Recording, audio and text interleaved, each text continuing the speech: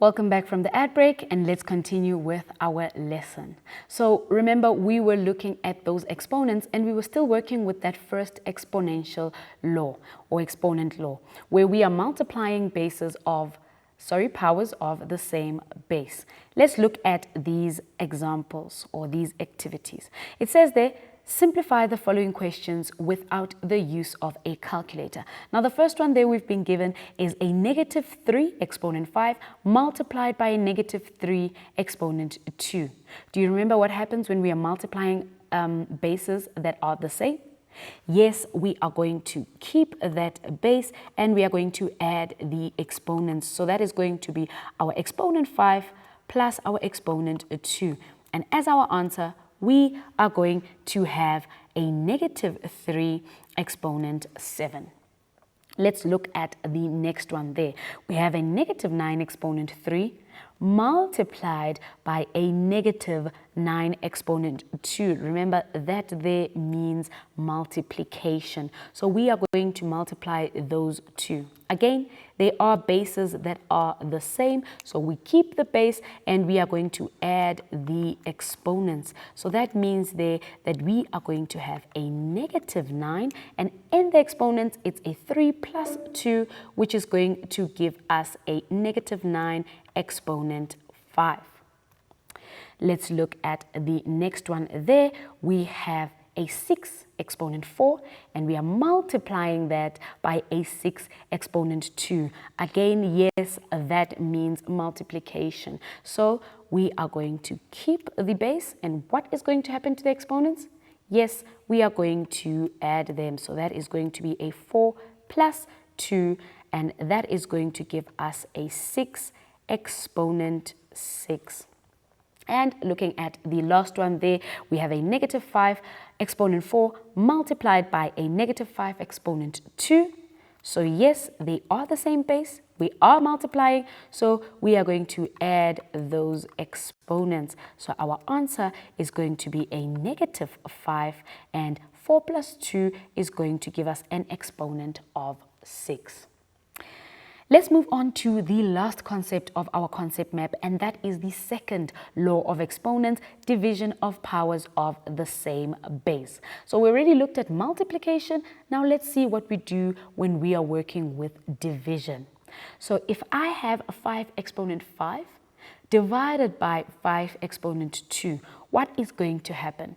Well, let's start by expanding the two powers. So when we expand 5 exponent 5, as we've seen previously, this will be 5 multiplied by itself 4 times. And when we expand 5 exponent 2, that is just 5 multiplied by itself once, or 5 times 5. Now, remember that when it comes to division and we are dividing numbers that are exactly the same, then we know that that answer is 1. Of course, remembering the properties of 1. So here we have a 5 divided by 5, which will give us, we know, is 1.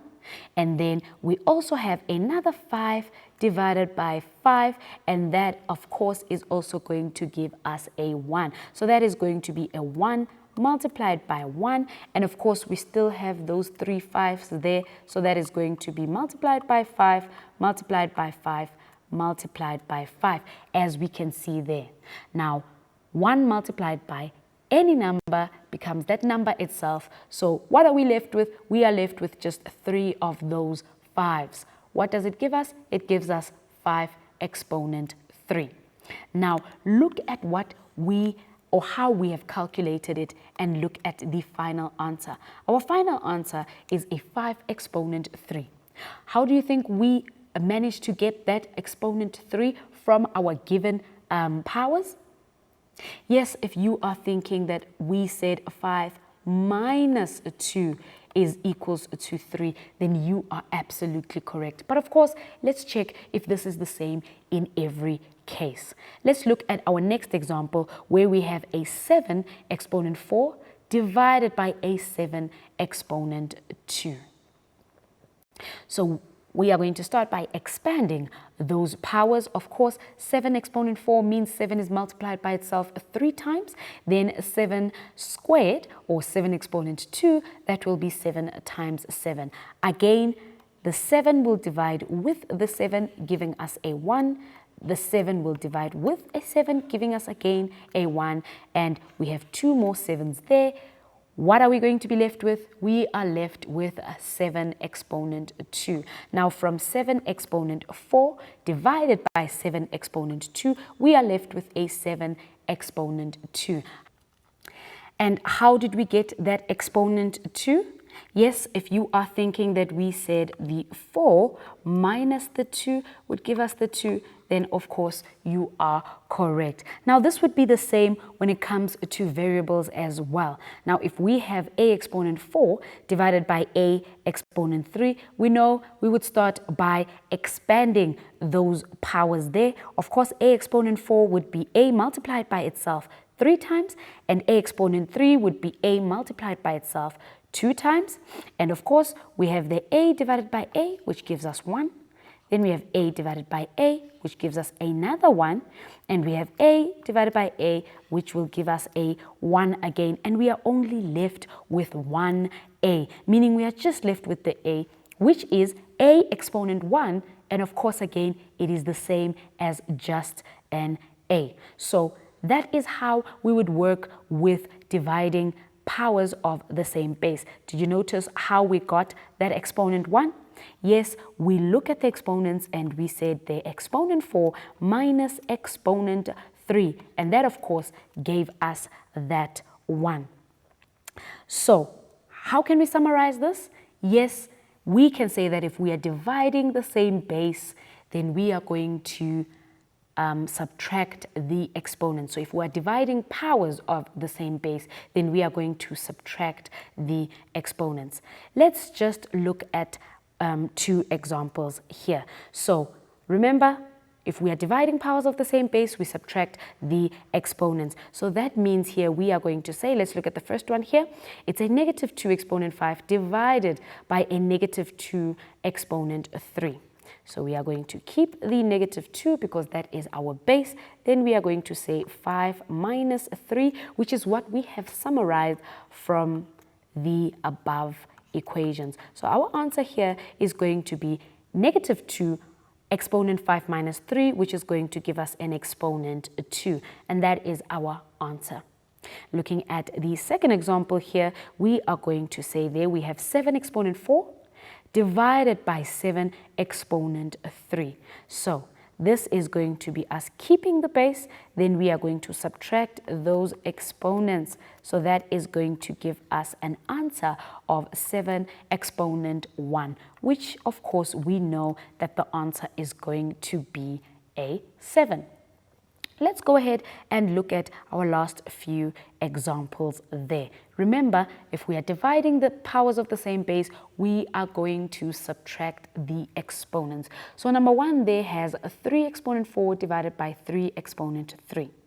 This is going to be our base 3, and we are going to subtract those exponents. So 4 minus 3 is going to give us a 1. So that means our answer is going to be a 3.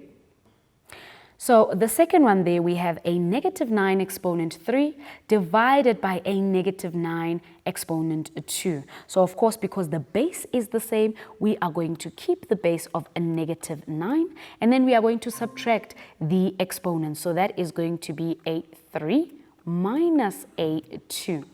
So that is going to leave us with a negative 9, and 3 minus 2 is a 1, which of course is the same as a negative 9.